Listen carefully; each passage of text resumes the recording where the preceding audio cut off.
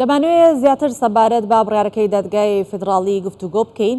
میوانێکمان ئامادەیە سەربەست ئامێدی سەرۆکی پێشووتری کۆمیسیۆنی باڵای هەڵبژاردنەکانی عێراق لەگەڵمان ئەبێت و وەڵامدەری پرسیارەکانمان ئەبێت. ئەم کاتت باش کاک سەربەست، دەمانەوێت بۆ پرسیارە دەست پێ بکەین کە کۆمیسیۆنی باڵای هەڵبژاردنەکانی عێراق دەتوانێت سەرپەرشتی هەڵبژاردننی پەرلەمانی کوردستان کە لە 18 تشرینی دووەم بکات لە کاتێکدا بڕیارە هەڵبژاردننی ئەنجومەنی پارێزگەکانیش لە 6 تشرینی دووهەم بکرێت.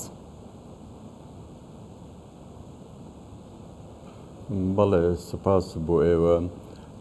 بەڕاستی ئەو ئێرانەی ئێستا هەرێمی کوردستانی تێکەوت دەبا پەرلەمانی هەرێم ئەو شتانە بیزانی بە دوای 2019 کە وادەکەی ئەنجومەنی کۆمیسیۆنەرانی هەرێم تەواو ببوو، چونکە ئەوە هەنگاوی یەکەم بوو کە هەر هەڵبژاردنێک لە کوردستان بکرێتن، بەڵام کەوشتانە دواخراوە دوایەوە اعتراضات لەسەر یاسای هەڵبژاردننیش هەبوو کە نەگەیشتنە ئەنجامی دوایی ئەمە سەریهات کە ئەو بڕیارەی دادگای فدرالی دەرچوو.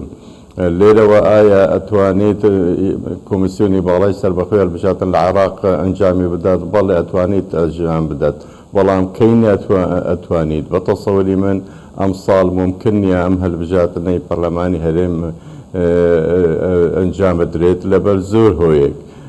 هۆی وەلی ئەوەیە کە لە هەمان مانگ هەڵبژاردننی ئەنجومەنی پارێزگاکانی دەرەوەی هەرێم دەکرێت، وە کۆمیسیۆنیش ئیشارەتی داوی ئەعلانی کرد کە ئێمە ناتوانین دوو هەڵبژاردن بەڕێوە ببات. ئەمن بە خۆم شکم لەسەر ئەوە هەیە، چونکە پێشان چەندین جار کۆمیسیۆنی باڵا دوو هەڵبژاردننی و سێ هەڵبژاردنیش لە هەمان ڕۆژدا بەکارهێناوە. خاصەتەن ئەنجومەنی پارێزگاکانی دەرەوەی هەرێم لە کوردستان ناکرێت تەنیا لەو پەناهەندەکان نابێتن، وە شێوەی عەدوفەرزی و بەڕێوەبردننی هەڵبژاردنیش جیایە لە ئێرە وەرەقیە و دەستی هەژمار دەکرێت لەوێ بە کارتی بایۆمتریە و بە ئەجیزە هەرمە. بۆیە کە کۆمیسیۆنی باڵا کاتێکی تازە دابێنێت دەبێ چەند مەرجی پێشوەختی دەبێتن. یەکەم ئەوەیە کە خۆیان جەدوەلی زەمانی خشتەکە دابنێن و ئەویش بڕواناکەم لە 6 مانگ کەمتری دابنێن. ئەمە یەکەم. دووەم داوای میزانیەش بۆ ئەوە دەکەن دەبێ قسڵی یەکەم وەربگرن پێش دەستپێکردنی پرۆسەی هەڵبژاردن. سێەمیش ئەوەیە کە ئایا شێوەکەی چۆن دەبێتن؟ ئایا هەر کۆمیسیۆنی باڵا بە ئۆفیسەکانی خۆیان لە هەرێمی کوردستان بەڕێوە دەبن و بە تەسەلی من ئەگەر وابێت ئەوە بە ینی خلافی یاسایە، چونکە لە دادگاکە نەهاتووە کە چێ هەڵبژاردنەکە ئەنجام بەڕێوە بباتن و چونیش بەڕێوە بدرێتە سەر ئەوەی کە چێ ئەتوانێت ئەم هەڵبژاردنە بەڕێوە ببات یاخود ئەنجامی بدات. بەڵام پێشەوە با بزانین کۆمیسیۆن بۆ بەڕێوەبردننی هەڵبژاردن چەند مانگی پێویستە ئەگەر بێوێت هەڵبژاردنەکە بکرێت، و هەروەها خەرجی هەڵبژاردنەکە چەنە کە ئێوە شارەزایەتین هەبێ، چونکە ئێستا باسی خەرجەکەیت کرد تێچۆکەی. وادەکەی لەوە دەست پێ دەکات کە سەرۆکی هەرێم ینی بڕیارێک بدات، یانیش وەفدێک بنێریت، یانیش نووسینەیەک بۆیان بکات. ئەو یەکەم خاڵ ئەوەیە دەبێ یاساکە تەسلیم بکرێت، بڵێت هەڵبژاردن بەو یاسایەوە دەکرێت. ئەو کۆمیسیۆن دوو ئیشی سەرەکی دەکات. یەکەم جەدوەلی زەمانی دادەرێت تا بتوانێت بڵێت ئێمە لە فلان کات دەتوانین.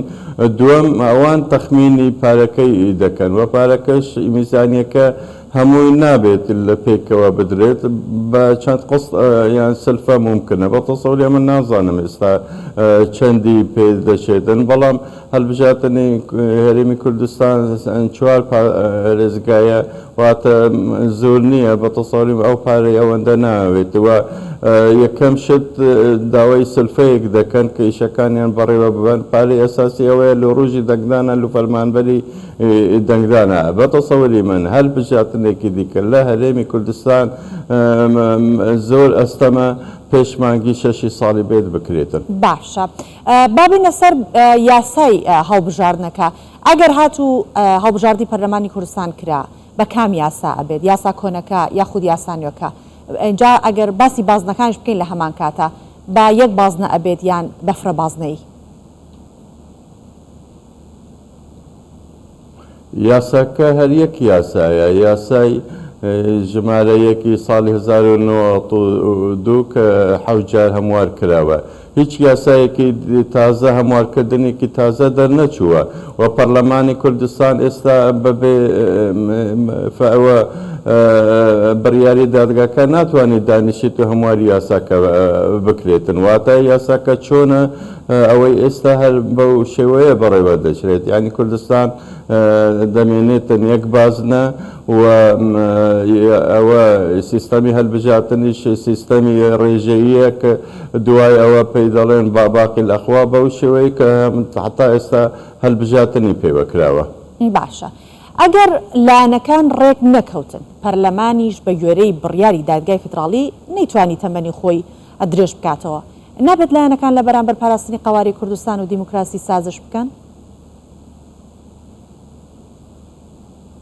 خۆ ئەم قسەیە دەبێت پەرلەمان لە خۆی پرسی با پێش ئێستا واتە پێش 6 یانزەی 2022 ئێستا ئەو قسەیە بە تەسەووری من هیچ مانایەکی نییە بەڵام یەکشت ئەوەیە هەر هەمویان دەبێت ڕێکەون کە هەلبژاتن تاکە ڕێکە لەو قەیرانە دەربچێت ئیتر مهم نییە چێ جێبەجێ دەکاتن کۆمیسیۆنی بەغایان کۆمیسیۆنی ئێرە بەداخەوە ینی کۆمیسیۆنی کوردستان تەنیا ئەنجومەنەکە بەسەرچوو بەڵام ئەوە 2-3 ساڵە هەر هەموو کۆمیسیۆن دایانوت کارانیەوە معلالم کۆمیسیۆن مؤسسەیە کە بە یاسا دروست بووە واتە ئێستاش یاسای کۆمیسیۆنی کوردستان هەرماوە و ئەتوانیت ئۆفیسەکانی پارێزگاکان ئیش بکەن بەڵام بەڕێوەبردنەکەی ئەوە باسی ئەوەیە بە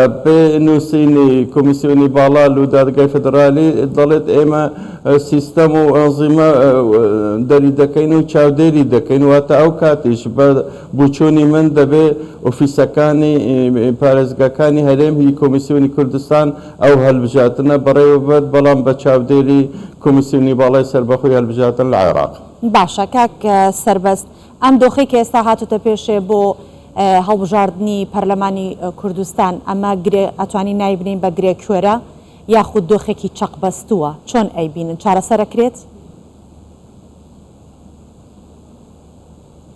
وڵات چارەسەرەکە دەکرێتن وەک جەنابەت ئیشارەتت پێدا بە هەماهەنگی لایەکان و هەمویان سوور بن لەسەر ئەوە کە فعلەن هەلبژاتن تاکەڕەیە بوو چارەسەرکردنی هەر کێشەیەک هەر میزانێک نێوان لایەنەکانی سیاسی تێک بچیتن دەبێت خەڵکەکە دەنگی بداتن تا ڕاستی بکاتەوە و شەرعیەت بەو دەستگاکانە بداتن ئەوەی جێ یعنی دڵخۆشیە یان بڵێن ئەوەی تاکە ڕێگەماوە کە لە بڕیارەکەی دادگای فدرالی ئەو تاانە ڕەت کردووە کە لەسەر سەرۆکایەتی هەرێم بوو واتە سەرۆکایەتی هەرێم دەتوانێت بەپێی یاسای سەرۆکایەتی هەرێم هەنێک هەنگاو بنێتن بۆ چارەسەری ئەو کێشە بەڵام بە هەر حال لە حکوومەتەکە دەبێتە حکوومەتێکی کار بەڕێکەر و دەمێنیتن تا ئەو هەلبژاتنە دەکرێتن و کۆمیسیۆنی باڵاش بە تەسەوری خۆم ئەوەی بەغدا